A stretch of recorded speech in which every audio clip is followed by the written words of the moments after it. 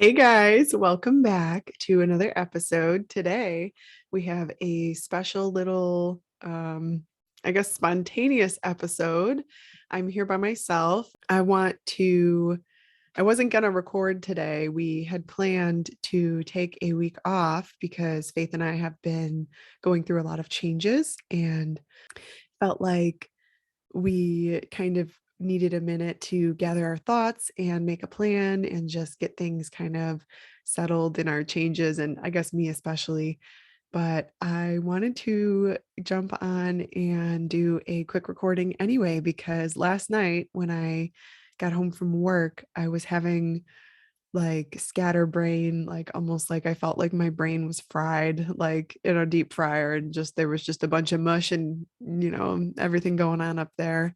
So I did like a meditation and um I smoked and I just like was relaxing and I was trying to just like decompress a little bit, and I ended up just like having a moment of being like, you know what, I'm gonna just share what happened for the past couple days at work and just share like kind of some stories at the bedside and my experiences as a nurse, and honestly as a nurse that is a traveler, and what happens when I come to these different hospitals and some of the situations that I end up in. And honestly, these kind of things could happen in any hospital, but it's always funny when something happens and seeing how well you do in crisis type situations. And I got to see how well I do under tremendous amounts of stress. And I just say that because being a nurse is stressful to begin with, but when you're in an unfamiliar environment and you're learning,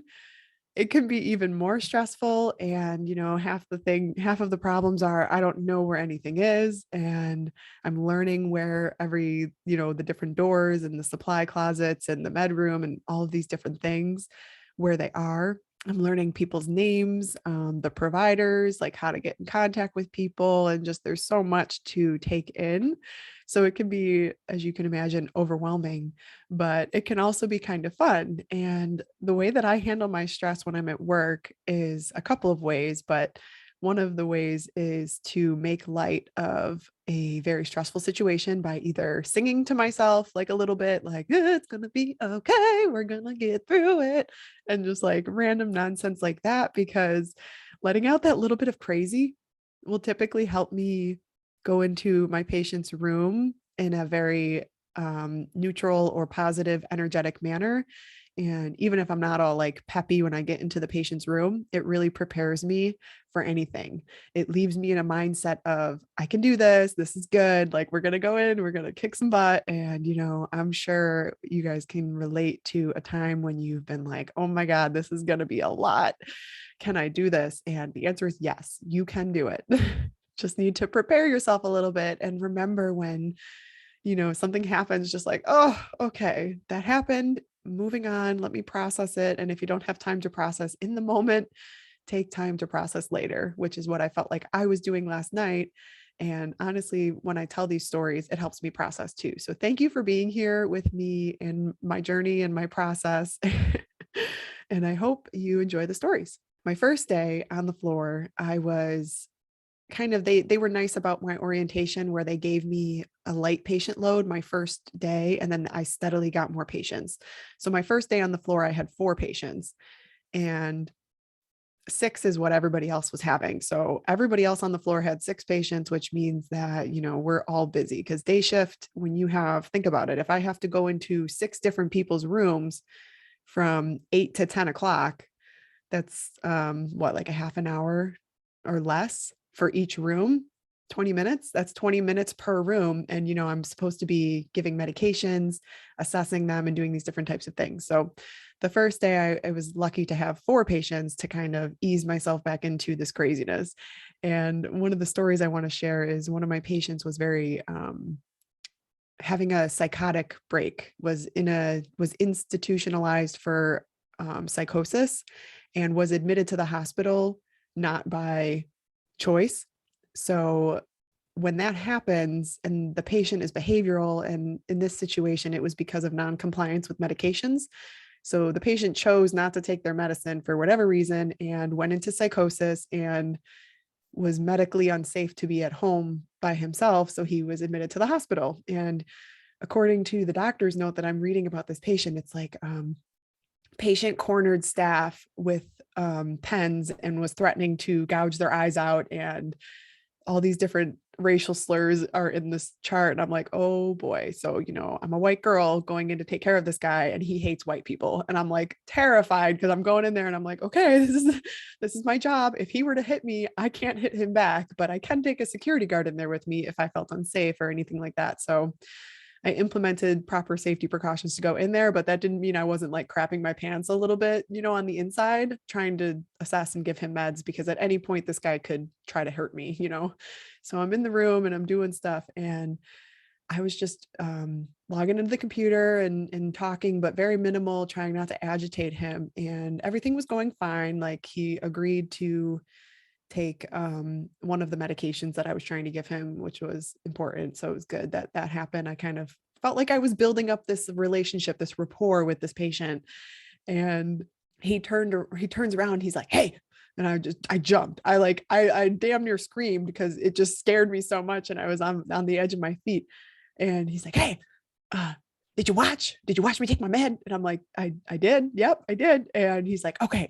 Well, he persisted to then follow me back out into the hallway and want to make laps and want to do different things. So we let like an aide walk with him and stuff like that. But the entire time he was kind of just like cussing under his breath and just saying like just all sorts of nonsense. And what was funny about this situation was he kind of reminded me of like how of myself, like in this weird way. And I was like, oh my God, I guess crazy is just a freaking mindset. So I felt bad, that I kind of was judging him preemptively. And if people were like, it's good to have full disclosure when you go into those types of situations, but it's also, you should go in with an open mind and be ready for anything. But I guess going in there expecting him to hurt me really like just set me off. And he was just kind of like, from that moment where I was like jumped, he was like kind of looked at me funny, like he was like surprised that I thought that I was like scared for a second there. So it's just interesting. You really shouldn't judge people and just situation day to day. Like the situation can change, and our brains are just so malleable and so crazy how whatever you believe is your own reality. And this guy had paranoid schizophrenia. So he was hearing voices and things telling him to kill people, and he was choosing not to kill people. So I still feel like that's a plus, as much as like crazy as, he should be taking his meds so that the voices aren't there so he can feel a little more sane. It's like, it's all so subjective, but yeah. So next story. So that was kind of interesting just because I was kind of very much on high alert, and the rest of my patients were pretty nice, but that one really made me giggle. Oh, what was funny about him too, like anytime I'd walk by his room, he'd be at the curtain, like pulling the curtain, like looking out at us. And it was just like, being watched by like a child, like more or less, and just like the 6'5" guy just like towering over people. And, you kind of get like a picture of why it was like funny, but also kind of scary. So, you never know what you're going to get. Never a dull day. And took care of a couple other confused people throughout the weekend. And a lot of them are in there for trauma and surgeries and different things like that. So even if people are normally oriented, there's something about being in the hospital that just makes people crazy. And I don't know if it's the looking at the same four walls, and even the window outside, you're looking at a building next door. Like, it's not like you're looking at anything when you look out the window. Or if it's just the lack of time awareness and sleeping and whatever you're in there for, you might be sleeping on a weird schedule, but people just get crazy, like emotionally crazy, physically crazy. So this guy, he was fine in the beginning of the shift, and he started to kind of act a little off. So I ended up putting on a bed alarm and like the safety alarm to be on for when he gets up. And he ended up, he had a below the knee amputation on one side, so he couldn't walk. He could hop though. So the alarm, as soon as it went off, but I was like, okay, let me just like book it, because this guy seems like really strong and capable of getting up by himself. So I get in there, and he is sure enough standing there hopping with his one leg. He's just like, but with the commode. So he's like, trying to hop with the commode instead of like a walker. I'm like walking, I'm like, freeze, you freeze. And I like feel like I could have like put up some finger guns or something. Like I felt like a cop in that moment. Like I got him, got you, like freeze. And he freezes and he looks over at me and I'm like, don't move. And I'm getting gloves and I'm trying to put on my gloves, but like the hand sanitizer is not even dry yet. So I'm like trying to get these gloves on so I can go help him. And he starts hopping again. And I'm like, sir, what are you doing? And he's like, I'm trying to go to the bathroom. And I'm like, I don't know how to tell you this, but you're using the bathroom as a walker right now. And I need you to sit down. So he looks at me and he's like, all right, whatever. And he starts to turn around, but he's connected to tubing and he turns the opposite way of the tubing and cuts his own legs off or like secludes himself and ends up starting to tip over and fall. And I'm like, oh my God, no. Because if you know anything about nursing, it's a fuck ton of paperwork when someone falls and it's just so much, it's just terrible. So I'm like doing everything in my power to keep this guy from falling. And sure enough, he turns and he starts to fall. And I'm like, oh no. So I grab him and he had a gate belt on. So I grab the gate belt and I grab like his side and he had started to fall like to the side, but towards me. So I'm like sliding my leg down and like my shoes, I wear like these clogs. So my shoes are just slipping down too. And sure enough, we just slowly fall to the ground, or at least it felt really fast, but I guess I don't know. It happened so quickly, but we just like fell slowly together and just like ended up on the floor and he's just sitting on the floor and I'm sitting on the floor and I'm just looking at him and I'm like, see, none of this would have happened if you would have just called me. he's like, I don't even know where I am. And I'm like, oh, great. So he just like was fine in the beginning and then became confused at some point and was just trying to do what he had to do, his business, and ended up just like falling on me. And I'm like, okay, well, that's new. I've had patients fall before, but I've never had any fall on me. So like I was fine. I was okay. He was okay. But it was definitely one of those moments where I'm just like, oh my God. Yes, that did just happen. I like sitting on the floor and I'm like, I need help in here, and somebody comes to help get us up and do everything. Cause like, what am I going to do? Like push them off of me and like, so they get us up and, you know, the charge nurse, I'm talking with her to do like a safety huddle. And I'm like, like this is how it happened. And she's like, you did so good. Like you got in there and you helped him and he didn't hurt him. You didn't get hurt. He didn't, like nobody got hurt. Like, and I'm just like, oh my God, I'm a failure. Like he fell, like, oh, I can't believe he fell. And I'm like focusing on like the bad thing. And she's reminding me like, yeah, but it could have been so much worse. Like you did really well. Like that's a crisis type situation or like an emergent situation. Like you got to act fast. That was kind of funny. And I had this moment of like, staring off like, did that really just fucking happen? And it did. And moving on, shit happens, right? Like shit just happens and it happens so quickly sometimes, but you got to move on, take what you learned from it, apply that to the next time it happens and just keep on going because life is just going to keep moving. So dwelling on that moment was only going to leave me in a mindset of like being distracted for the other things that I needed to take care of. I mean, these patients are just like, some of them, a different guy was trying to get up by himself as well. And his wife was helping him. And I like walked in, I'm like, what are you guys doing? And she like, same thing. They like froze.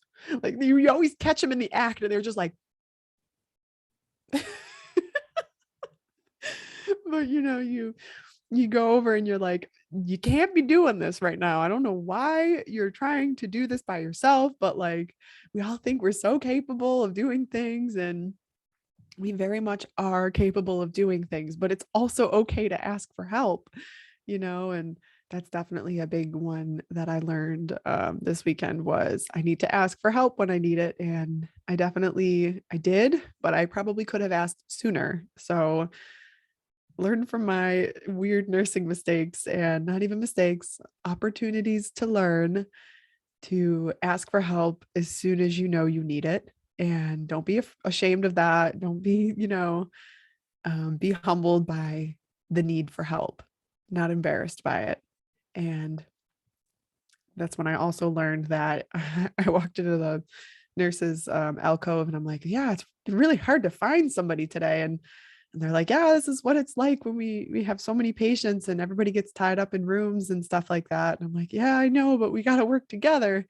So one of the aides comes out and she's like, "It's sugar time." And I just couldn't help it. I was like, "Sugar, sugar. Oh, honey, honey." And like 3 different nurses just like slowly turn around. And they're just like, "Oh yeah?" And I'm like, Yeah, it's sugar time." So it's just like not being afraid to be like my goofy self and just fully embracing the chaos of, the shifts and stuff like that. It reminded me of how important it is to be resilient and to be flexible and to be patient with myself and to give myself grace and to, make light of shitty situations, because sometimes like just being so serious, like at one point I was just taking deep breaths because I felt so overwhelmed. There was like nothing pressing. Like I had actually finished doing everything and I was like, okay, chill. I can relax. Like just like my finger was just going crazy, like trigger finger over here. And I'm just like, oh my God. So I finally just like was like,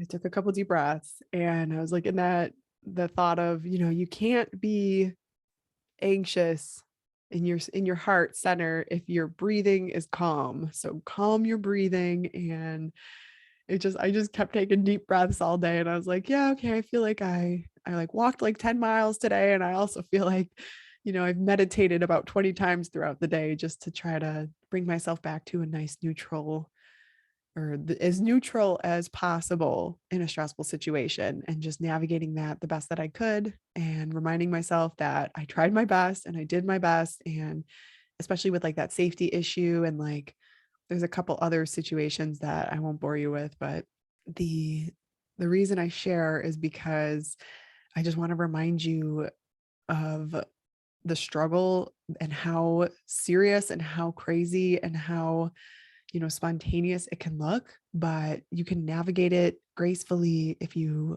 are trying your best to stay present in the chaos and honoring that you can only do as much as you're capable of, and you're trying your best is the best that you can do.